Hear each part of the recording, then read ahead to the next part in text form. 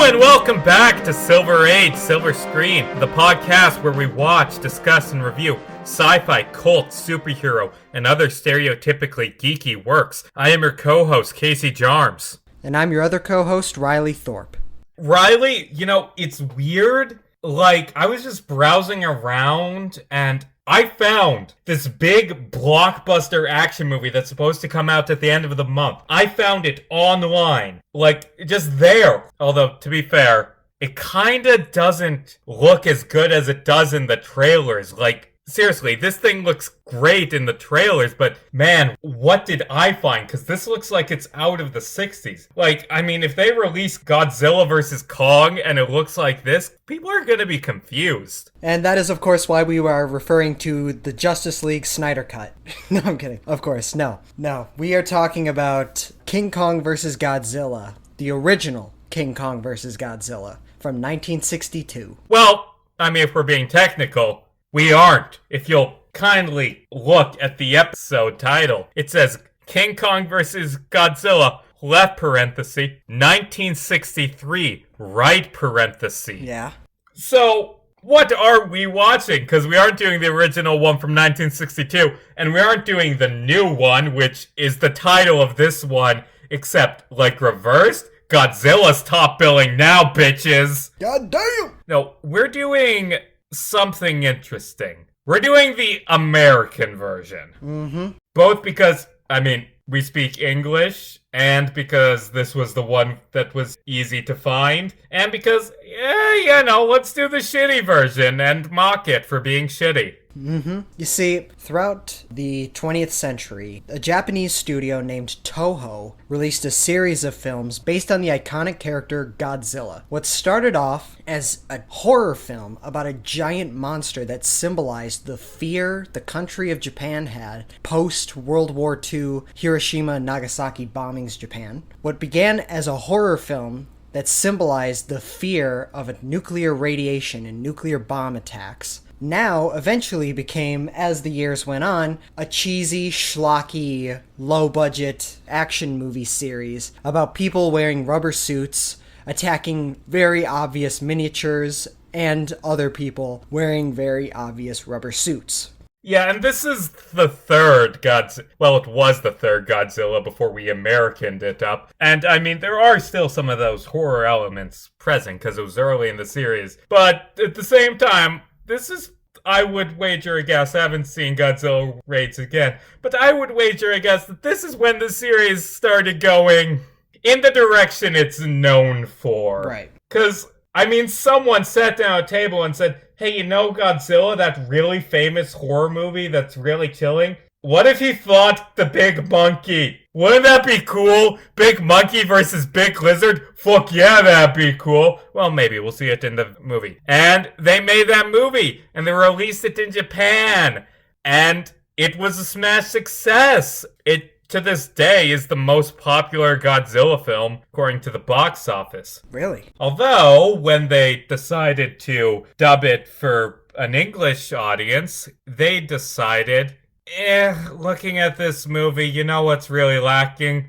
Where do white people? Why are there so many Asians in this Asian film? Let's reshoot part of it and dub it over so that there are white people in it, so our audience can relate to them, because it's 1963.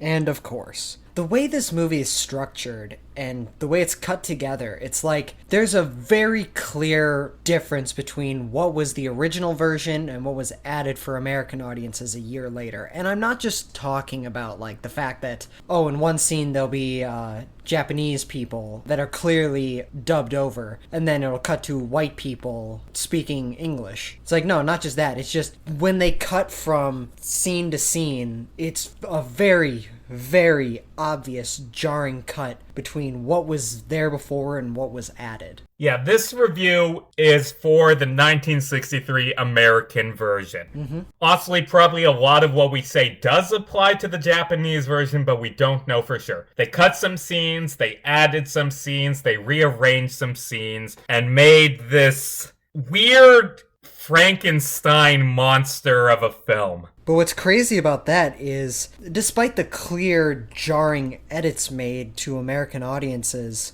and arguably the fact that this movie's just not that good, this movie was the most successful Godzilla film at the box office for many, many years. And not just that, it was very influential in the fact that this was the first Godzilla and King Kong movie to be featured in color, not black and white.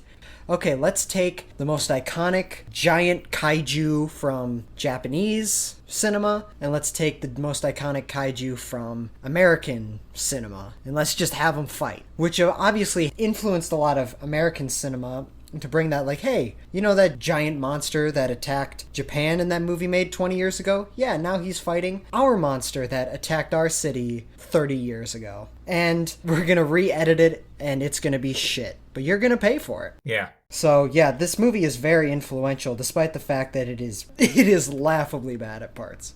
So let's just jump right in. First off, can I say, this movie has a really weird first line. It starts out with a zoom in on a globe, as the narrator says, "There are more things in heaven and earth, Horatio, than dreamed about in your philosophy," which is a Hamlet quote that I don't really see how it applies to this film. Whatever. And then we get introduced to the white person. A white person in this film. Finally! Oh god. I need to see some white people every 5 minutes or my stomach explodes. It's why I have to have a mirror on my desk at all times. Exactly. But we're introduced to this UN journalist who is giving a news report. The added scenes, they try and add this framing device of a UN broadcast of what's going on. Except it really doesn't work because A, the film was not intended to have these scenes included, so they just feel out of place. And B, the film keeps cutting to things happening in people's houses. So is it the UN broadcast or what? Whatever. The biggest thing for me that kept making me laugh at the idea whenever these scenes came on is the fact that not only does it cut to a white guy in a news station explaining what happened, but it also cuts to some random satellite in the middle of space orbiting Earth's gravity that has a representative from the country of Chile, but he speaks with an American accent. And it just, there's a satellite with people in it, with news reporters in it, in the middle of nowhere. And it's never brought up, and it's never has anything to do with the plot. Hold on. Did you get the impression that the film was saying he was in the satellite? Because I got the impression it was just bouncing off the satellite. Although maybe he's in the satellite, because that's not any satellite I've ever seen. It's like this weird donut thing. I don't know. I personally got the impression that he was just hanging out in the satellite, because every time they would cut to his character, they would like show an exterior of the satellite, from what I recall. I don't know. This is King Kong versus Godzilla. I'm not a whole lot of attention was put into the details of this movie, to be perfectly honest with you. So a reporter guy, after saying some pointless stuff about Chile that never comes up again, he starts giving exposition on the plot. Convenient exposition on the plot. How convenient. He talks about this pharmaceutical company that went to Faro Island, not Skull Island for some reason. This mysterious island in the Pacific Ocean. And there they found these berries that are like really good healing stuff. And they're gonna sell them. Also, there's some ice that broke off in the Arctic that is sailing towards Japan, and there's submarines going to check it out. Let's cut to what those submarines are doing. Shit. Oops, crashed into the iceberg. My bad, guys. We're all drowning now. Shouldn't have let me in charge of the controls. I'm the worst driver. Oh god, I'm sorry. Yeah, that opening scene with the news reporter narrator, that went on for so long. It was so boring and so lazily written. I mean, it's just pure exposition, so it's inherently lazy. But like, just the fact that he's literally staring into the camera, telling the audience everything that's happening. And it just drags on until we're shown, yeah, like you said, the fact that there's icebergs being destroyed and these people that are going to go into this island to steal these types of berries that I believe at one point had have chemotherapy qualities about them. So they're meant to treat people with cancer. Yeah. That never comes back, ever. But then it's like, he also mentions that it has a narcotic effect on people. So when consumed at high amounts, it basically gets you drunk. I don't know, maybe that'll play into the plot of the movie. Yeah, that does come back. Yeah, it does. Yeah, and you know what's the weird thing about this news broadcast? Like I said, the two versions of this film, they're about the same length. Yeah. So they added all these news reporter scenes. Do you think there were scenes where the exposition was handled differently and they just replaced them with this clumsy, boring bullshit? I mean, it's a 1960s Godzilla movie, so, like, I'm not holding out hope that the other version is much better. Granted, I'm sure it is better. I'm sure it is better than just American studios. Let's say, hey, quick, film this exposition real quick, because we need white people in this movie. I'm sure it's a little better, but I'm not holding out hope that the Japanese version is the next Citizen Kane. Because it's King Kong versus Godzilla. Like, I don't know. There's other stuff that were clearly in the Japanese version that I'm like, there's no way that that's good, even then. So we have some UN submarines. They're exploring these icebergs that have broken off from the Arctic. Some dipshit crashes into them.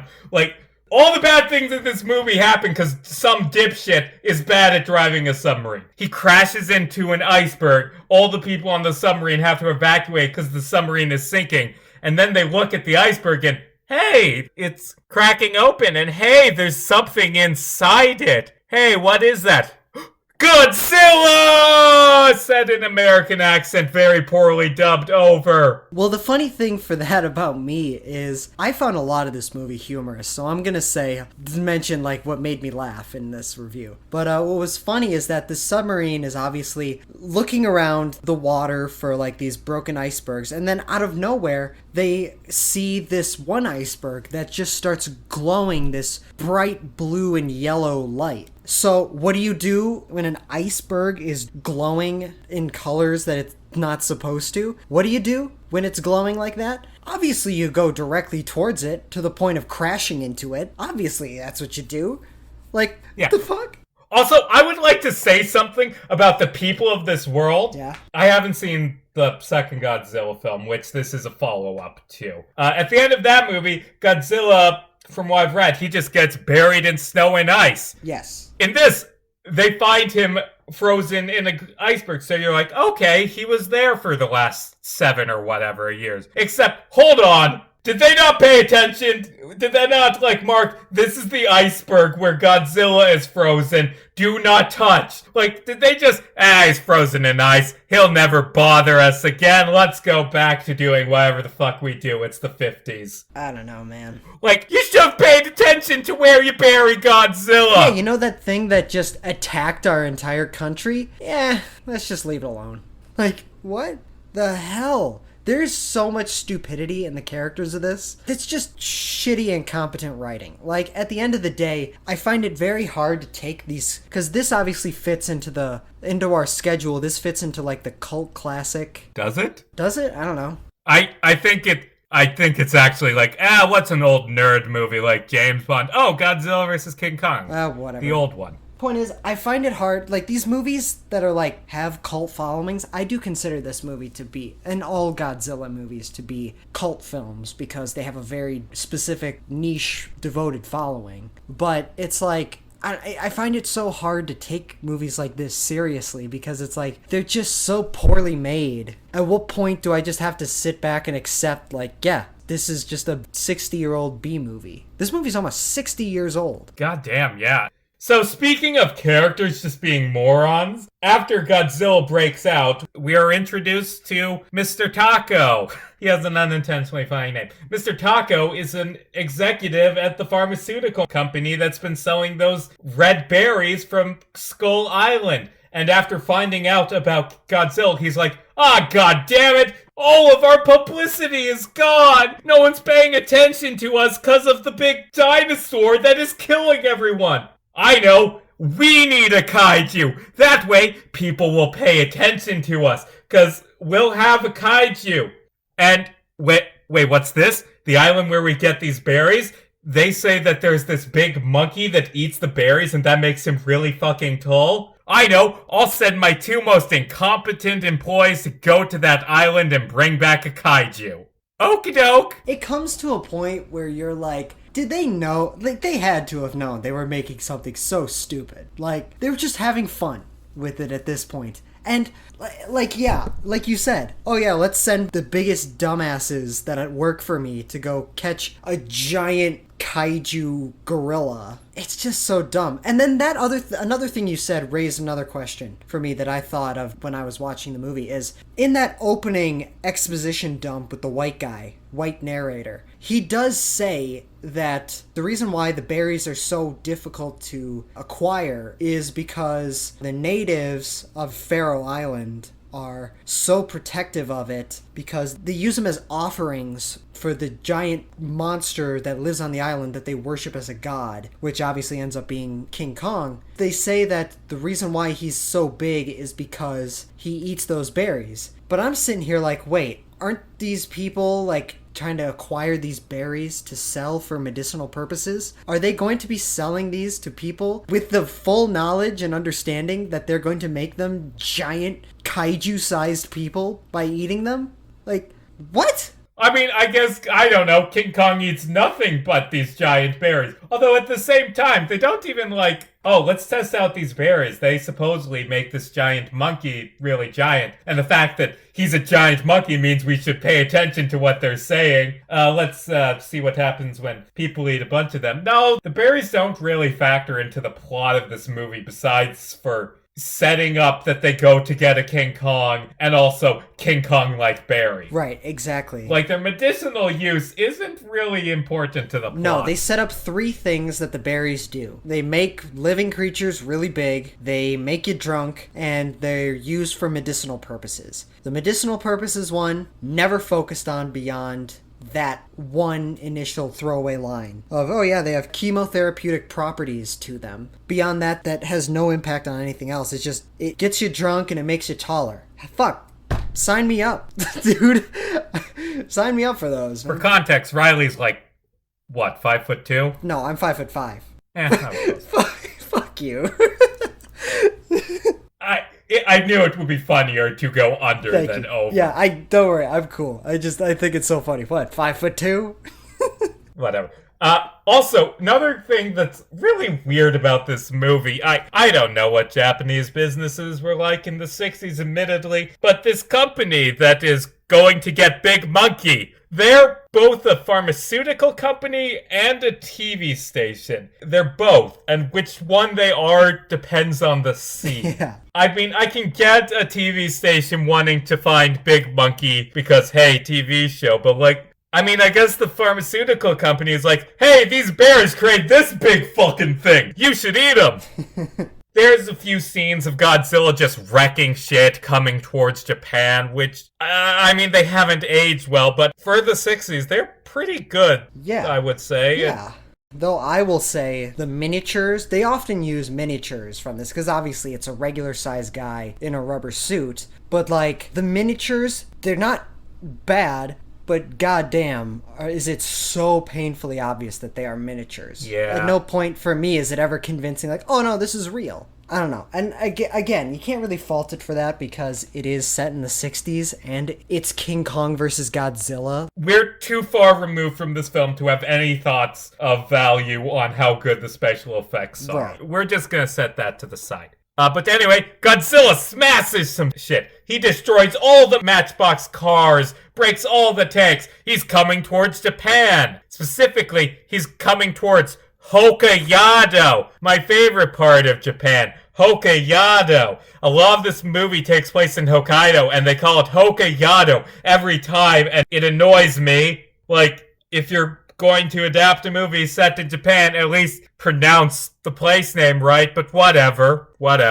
Before the Pharma Bros set out, we get a scene of one of them, Sakurai, having dinner with his sister and her boyfriend. And we get some painfully obvious Chekhov stunning with him showing off, hey, check out this cool new, really strong wire. I wonder if that's gonna be used ever. Whatever. Have fun going to Murder Island where they got the big monkey. Yeah. So they sail to Faroe Island. And there are natives there who I mean, they're not especially bad, but I mean, they are natives from a movie from the 60s. Well, let's be honest, movies from the 2020s also aren't great of their portrayal of indigenous people, but yeah, some stereotypical native dudes who worship King Kong. Mm-hmm. Cool! Yep. It's not the most politically correct portrayal of native indigenous people, as you said, Casey. It's very clearly a product of the 60s.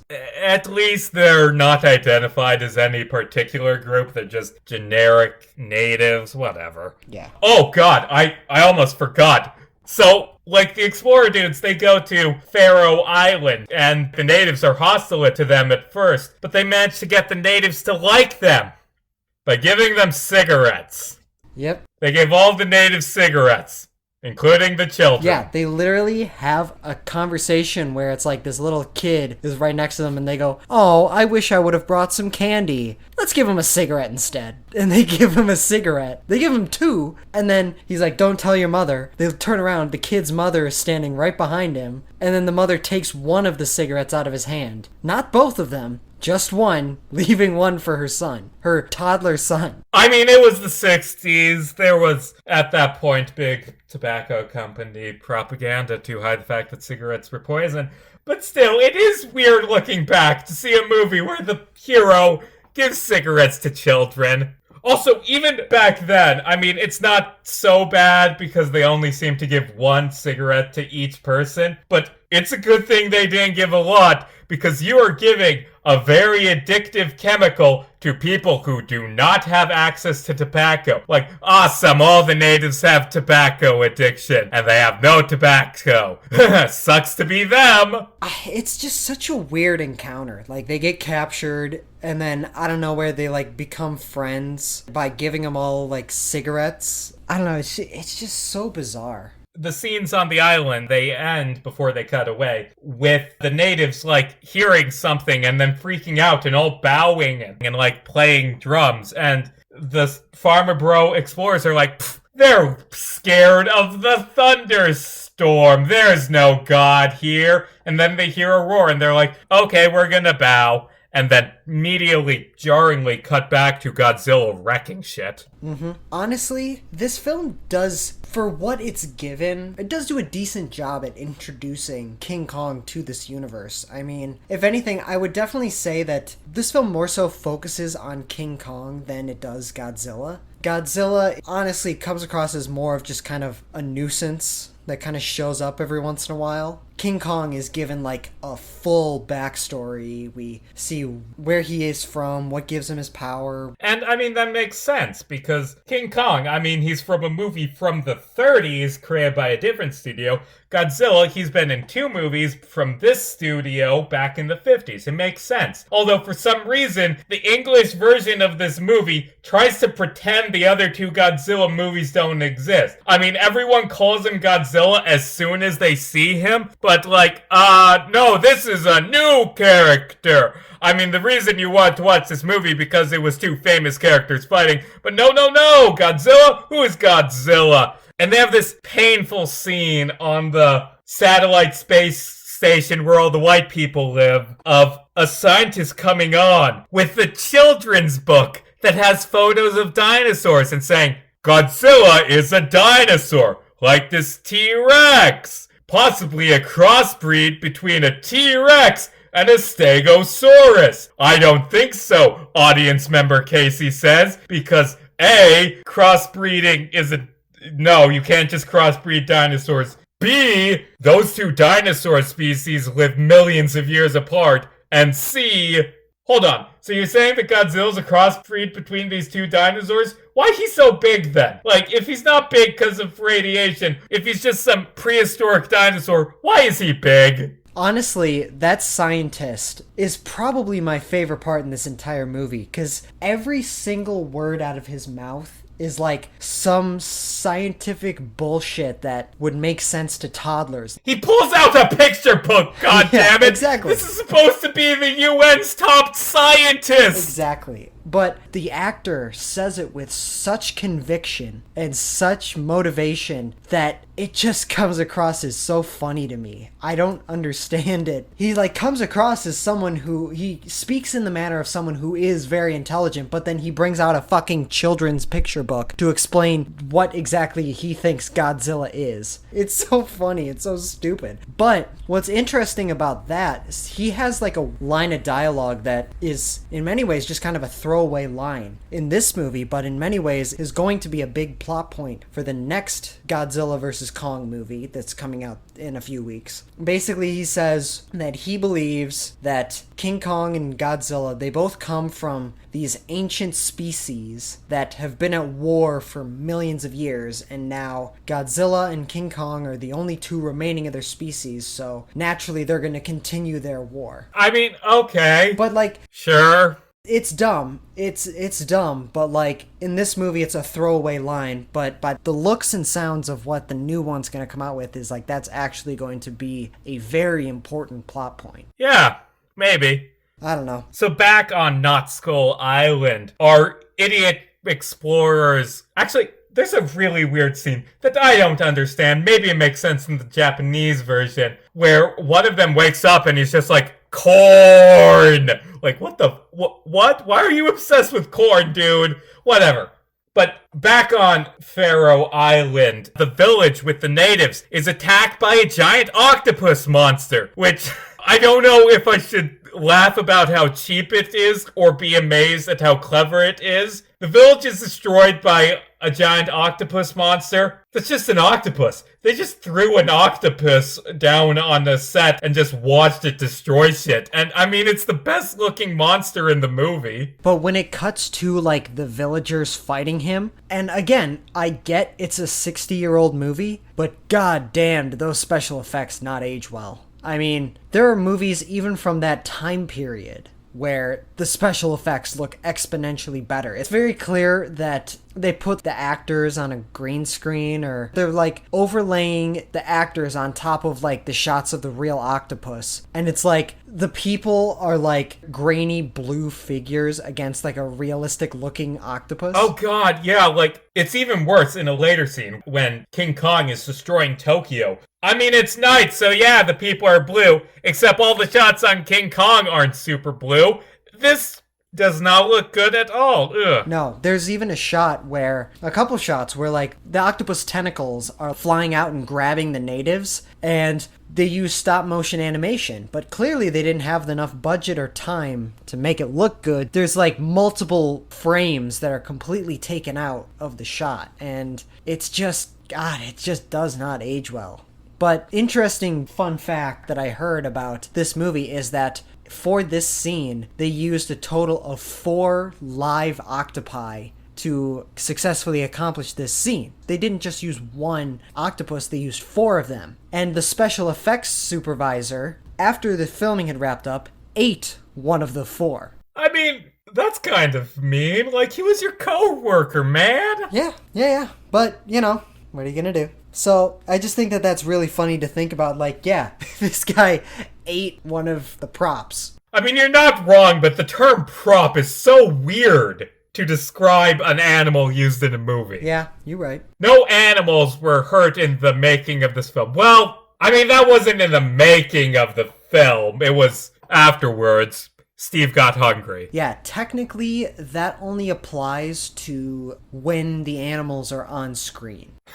When the animals are on screen, no animal is harmed. If they, like, happen to get hit by a car when they're wrapping up for the day, I don't know. They weren't harmed during the making of the movie. So, legally, under the... Oh, thank God! We turned off definition. the camera just in time. Exactly. So, under the legal definition, technically no animals were harmed during the making of that movie, despite the fact that one of them were eaten afterwards. But anyway, King Kong shows up and he kicks the shit out of the octopus and, like, throws it away. And then... Kong gets fucking wasted. He just drinks a shitload of berry juice and collapses. He gets drunk. He gets drunk on fermented magic berries and passes out. So that was the reveal of King Kong. And I'm gonna be real, he looks like shit in this movie. Like, I get they did the best with what they could for, like, the special effects budget and, like, the costume design. But god damn, At no point does he look like he's a real gorilla, and I would understand that, but like, just look at his face. I mean, come on. It doesn't even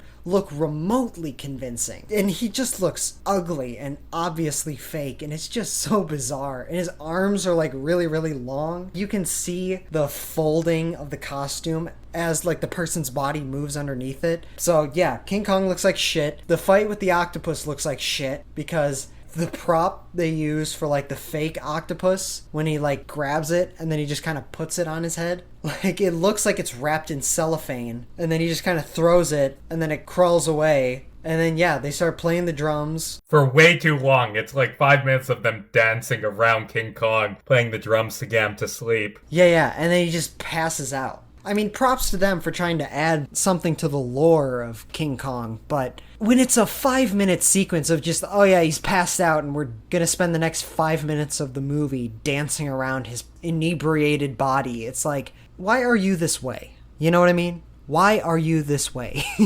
Also, it should be noted, this is not your grandpa's King Kong. Like classic King Kong, he fits on the top of the Empire State Building. This guy is Godzilla's size. He's bigger than the Empire State Building. Which is good, because if it was regular King Kong versus Godzilla, King Kong would be fucking toast. Yeah. Literally, because Godzilla has the fire breath. Right, exactly. Or radiation breath, whatever. In the original King Kong film, I believe they said he was something like, I want to say like, 30 feet? Yeah, something like that. Like, just a couple times the size of regular humans, but Godzilla is like hundreds of feet tall. For this movie, it's like, no, Godzilla and King Kong, they're the exact same size. Well, technically, King Kong is a little shorter, but he's a lot bigger than what he was originally. Enough to go up against Godzilla, which, again, going off of what they're going to do for the next King Kong vs. Godzilla movie that's coming out in a couple weeks, they made it clear that, yes, in Kong Skull Island, King Kong was a lot smaller than Godzilla, but that's because he was like a child version of himself, and he had a lot of growing to do. Wait, hold on. Are you saying that in the continuity of these modern King Kong and Godzilla movies, the King Kong he's a fully grown gorilla, but as he gets older, he just gets bigger and bigger and bigger? Yeah. I want to see old King Kong. He's the size of the moon. To be perfectly honest with you, I haven't seen the most recent ones, for full disclosure. I plan to soon, but Kong Skull Island, he's like the biggest King Kong in an American movie we've ever seen, and like he's still like a teenager or something like that. And that movie takes place in the 70s, and it cuts like 50 years into the future to today when Godzilla vs. Kong happens, and he's the size of Godzilla. Okay. So the Farmer Bros, they don't show it happen, but they take King Kong. They like drag him back on a raft, and like the natives worship him. Like, were they just okay with you stealing their god? And that was one of my biggest problems with this movie, is like every single time something happens, it'll cut back to the Americans and the news crew, and like they'll be staring at the camera telling us what happened and then what happened next. When the submarine crashed at the beginning of the movie and the helicopter watches as Godzilla is unleashed from the iceberg, cut to the UN news reporter being like, Godzilla is unleashed from a frozen iceberg. The creature that attacked Japan many years ago is now unthawed, and now he's been making his way to Japan, where he's been attacking many islands and neighboring the country. So it's like, it explained what happened, then what happened next, and then we're picking up with the actual scenes after that. And then with this scene, it's like, oh yeah, the Japanese television pharmaceutical crew, they were able to inebriate King Kong and somehow build a raft, and like they're en route to bring King Kong back to Japan with them. No mention of how the hell the natives reacted to that. No mention on whether or not the people in the submarine survived earlier in the movie when they crashed into the iceberg and Godzilla was unleashed. As far as we know, they're all dead. So, a rare moment of a character being smart in this movie. As Team Pharma is dragging King Kong back to Japan, the Navy stops them and is like, what the fuck are you doing? Godzilla's wrecking Hokkaido and you're importing a kaiju? No, go away. Get that thing fucking away from here. Go away.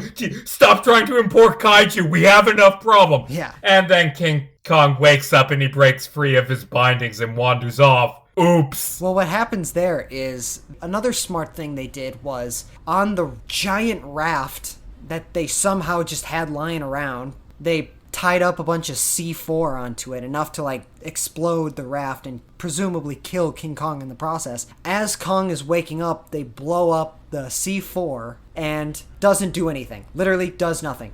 King Kong gets up and just starts making his way towards Japan. Like, well, never mind. These are our film's heroes, by the way. These fucking morons! You imported a kaiju! How are you not in prison? They, work with the military to destroy King Kong and Godzilla later on, but, these people, they should be in prison! So many people die because you bring in a King Kong! Right. Oh my god. I hope that will make your drugs sell better, ? I mean, I get that there was... in a desperate attempt to try and find some semblance of purpose and meaning in this story, it's I get there is some connection between, pharmaceutical companies and just them finding profit no matter what. I get that there could be some commentary there, but at the end of the day, it's, so poorly executed that it just does not shine through. It doesn't make any sense. You know what could have been an interesting commentary in this What's film? that? This film, it is King Kong, an American kaiju, versus Godzilla, a Japanese kaiju. Right. Also, Godzilla's origins are heavily linked to Japanese fears created by the US dropping atomic bombs on Hiroshima and Nagasaki, and later testing in the Pacific. I feel like this film could have had something to say about the relationship between Japan and the US, but it doesn't. Nope, because big monsters go punchy on each other. That's all that matters at the end of the day. Yeah, and they don't even go punch each other till there's 10 minutes left in the movie. It's disappointing. Right, yeah. So anyway, Godzilla starts wrecking Hokkaido, and we get this subplot of the sister of one of the Pharma Bros. Her boyfriend was on a plane that got destroyed by Godzilla, and she's like, oh no, I'm gonna go to where Godzilla is to find him. And then she leaves, and then he comes back and he's like, oh yeah, I wasn't on that plane. I didn't call or anything. What? She's going to Hokkaido to find me? I'll go find her. And he, rescues her at the last minute from Godzilla as Godzilla's just wrecking shit. Right. I don't really care about the human characters in this movie. We aren't given enough time to care about them. No, not at all. Godzilla's wrecking his way across Japan. They specifically note that it's weird. King Kong, he's just walking towards Godzilla. It's like he has this innate desire to go punch that big fucking dinosaur. Which I like. The King Kong, he can sense Godzilla and just wants to kick his shit in. Yeah. It's kind of funny. The military tries a few things to get rid of Godzilla. They try shooting at him. They try a big pit trap. They create a giant barrier of electric wire around Tokyo, which stops Godzilla because in this film he's weak to electricity. Except I don't think that would work. No. He can breathe fire. He could just melt it and walk through. But whatever. It keeps Godzilla out. But you know what it doesn't keep out? King Kong. And he wrecks shit in Tokyo. Hundreds of people probably die because they wanted their ad campaign. Right. And he picks up Fumiko, who this is the second time in this movie she's been a damsel in distress. Because, I don't know, King Kong's thing is picking up young women and climbing buildings. And they shoot aerosolized berry juice at him and he faints. Yeah. Neat. I don't know. I was actually kind of conflicted on my feelings of that scene because it's kind of okay, that's them adapting the beauty killed the beast part of King Kong's lore. He's a primitive animal that loves beautiful things and he climbs a tower to prove his dominance. Yeah, but Beauty doesn't kill the beast in this version. Beauty gets held like a Barbie doll until Beast hears some drums and takes a nap. Side note, there was a reboot of King Kong in the 70s starring Jeff Bridges. Oh. Yeah. And instead of King Kong climbing the Empire State Building, you want to know what building he climbs? Oh God, is it the Twin Towers? Yep. Granted, it's in the 70s, but still, like, looking back, it's like, that did not age well. And you know what? I can see that as, like, something that you would do. There's two of them, so he can, like, Donkey Kong Jr. is way up. Oh, God, and is there planes flying around, like, in the 30s version? I don't know about planes, maybe, but there were helicopters, definitely. Oops. Like I said, does not age well, whatsoever. So... everyone comes up with the perfect idea to finally give the audience what they want. Actually, no, we missed something. Earlier in the film, Godzilla and King Kong finally meet, and Godzilla breathes a little radiation on King Kong, and King Kong's like, fuck this, I'm gonna go wreck Tokyo, I don't want to deal with you. Which, I mean... okay, I mean, I thought he had this innate desire to kick Godzilla's shit in, but yeah, I mean, if I was King Kong, I would walk away. He can breathe radiation. Do you want to know what was, in my opinion, the best part of this movie? Just the craziest, most absurd, was how they got King Kong and Godzilla together for that confrontation. It wasn't even a fight. It was like an awkward standoff. They got that berry juice, put it in rockets, fired them and blew them up above King Kong so that, like, the vaporized version of the berry juice would, like, fall down onto him, make him sleepy. And also to help him sleep, they played the drums and the natives performing to, like, get him to fall asleep. And when they did, they basically, like, hey, do you remember that, like, spool of thread that is stronger than steel that was in that obligatory scene at the beginning of the movie that is, like, really tiny and can, like, barely be held by a human being? Yeah, out of nowhere, we just have massive amounts of that thread that we're gonna tie around King Kong, fill up over a dozen giant balloons with helium, lift him into the air, and then drag him to where Godzilla's located. What the Yes, fuck? and... unlike the last time where King Kong ran away after they just drop him on Godzilla, this time we finally get the fight that is all anyone wanted from this movie. And it's okay, I guess. Yeah, I mean, it's pretty entertaining. A lot of it's just... I don't know. Like, it's really it's really weird. Like, King Kong gets knocked out, like, 3 times. Yeah.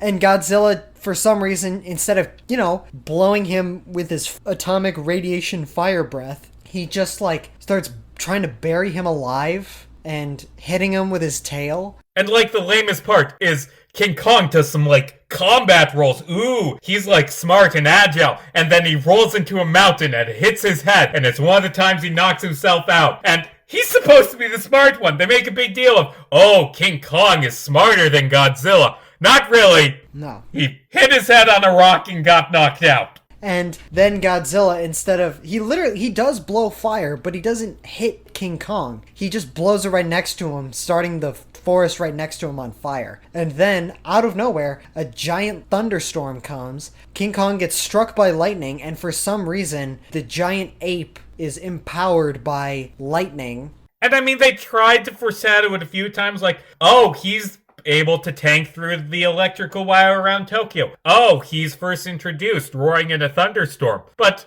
I mean, at the same time, he gets struck by lightning, he gets back up, and he can now channel electricity to hurt Godzilla. Like, okay. I don't remember that in the 30s film. No, that just doesn't make sense among what the species of those characters are. Like, if anything, I would believe if Godzilla had the power to do that. From what I saw in people discussing this movie online, in some Godzilla films, he can create electricity. Right, exactly. Like, in the most recent Godzilla movie, Godzilla King of the Monsters, he literally can, like, turn his body so hot that, like, literally metal, concrete, everything around him is just incinerated.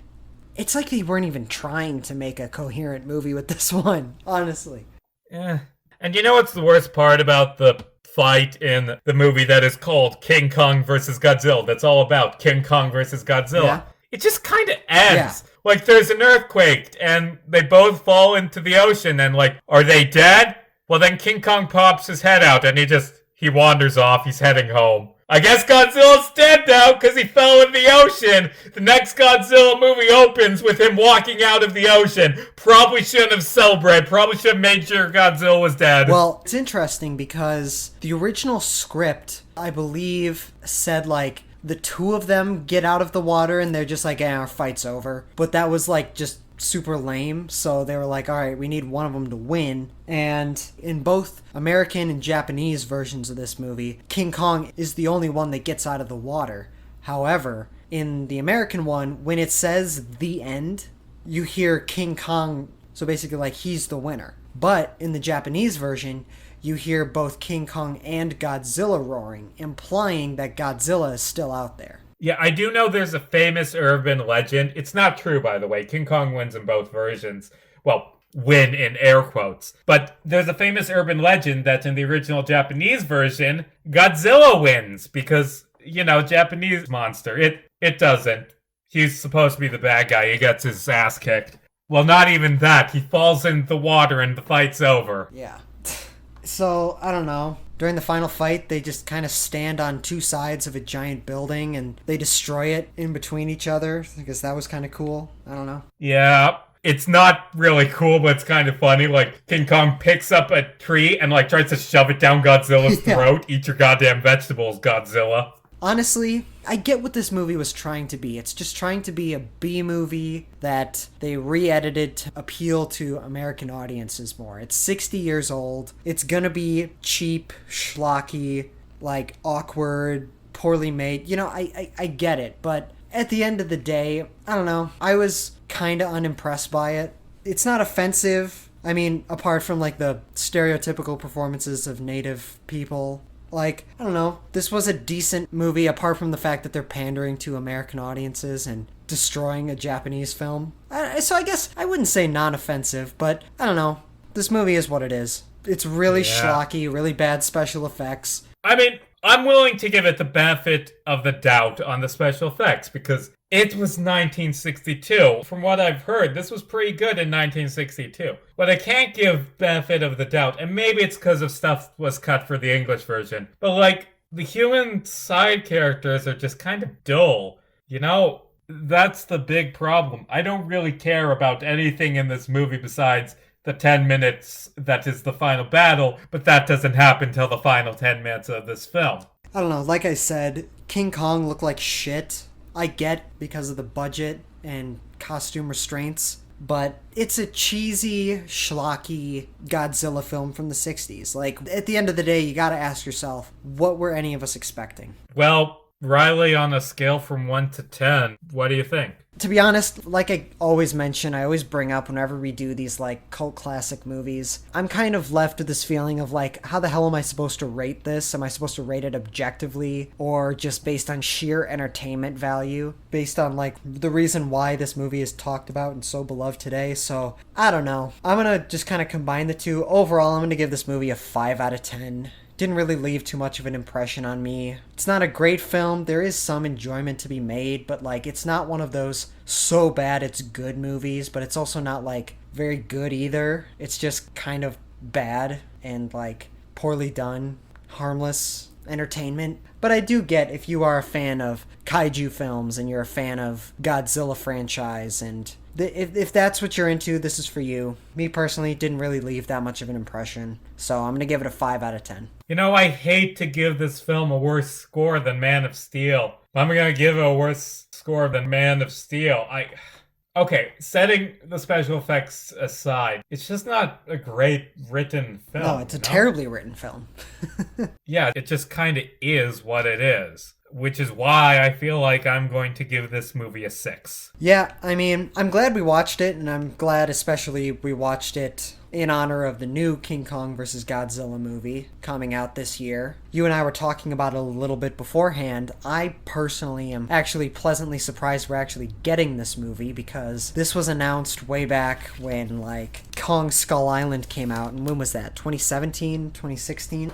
I don't know. But, like, it sounded to me like when they announced it, it sounded like, okay, that sounds like a movie they say they're gonna make, but it's like, because the next few are gonna be so bad, they're just gonna cancel it. It's like the whole Dark Universe, Frankenstein versus the Mummy versus the Invisible Man starring Johnny Depp. You know, it's like that whole universe. I was expecting this franchise to go that direction, but to be perfectly honest, I'm actually pleasantly surprised that we're getting this movie at all. Yeah, I don't know if the Monsterverse is really a cinematic universe at this point, but I don't doubt that's gonna be successful in years coming forward because it's centered around Godzilla. Godzilla with really good special effects, just wrecking shit, beating up King Ghidorah, now gonna beat up King Kong. Like, it's probably gonna be cool. Yeah. I haven't watched the first two Godzilla movies from the new trilogy, but like, shit, I'm probably gonna watch this one because, you know, it's not in theaters, it's being streamed. Also, I watched this one, so I'm obligated to watch that one. Whatever, that's the review. Riley, where can they find you? You can all find me on YouTube at Riley Thorpe, where you can check out all of my short films. I have a lot of horror comedy on there and a lot more coming soon. You can also find me on Instagram and TikTok at Riley James Thorpe, where I post a lot of entertaining content on there. Give me a follow on all of those and just to check out more of my content. You can all find me on Twitter at Jarmes, KCJARMESCASEY. You can also find all of my short stories at caseyjarmes.wordpress.com. Check them out, there's some good ones in there. Check out It Came From Below the Waves, that's a good one. We'll be back next week, assuming we don't go to Hokkaido to find our boyfriend who's actually here, but he didn't call because he's a dick. We should dump his ass. Whatever. And next week, we are returning to the MCU. We talk about it all the time, but we don't actually review it very much. And we're going to be reviewing the first Thor movie. Haven't seen that in a few years. I like Thor as a character. I don't really remember. Was that film any good? It's fine. I think it was just kind of middle of the road, yeah, right? from what I recall. But this is going to be our second MCU film review. It'll be good. It'll be good. You know what? That film's probably better than I remember. As always, I'm Casey Jarmes. And I'm Riley Thorpe. And hey, it's just a movie. Don't lose your head about it. Especially not to a ladder.